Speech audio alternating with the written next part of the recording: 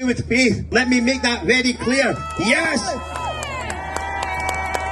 Everything he said, I agree with, and I'm proud of it, and I'm proud to stand next to him.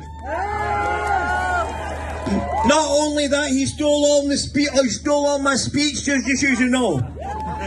But anyway, listen, proud to be with him. Remember, it's the Abrahamic base. Christianity. Back to here. I know it's raining, but just keep with us. It's a small price to give for speaking out for justice. Visit Muhammad.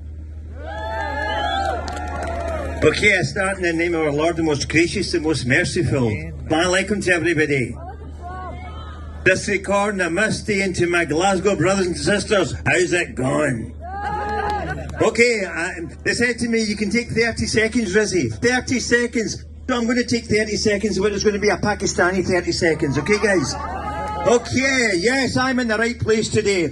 To illegal settlements, to the separation wall and apartheid laws, this is the position of the majority of the international community. And what is missing is the determination to act on that position. Because peace can only come with justice and with a profound correction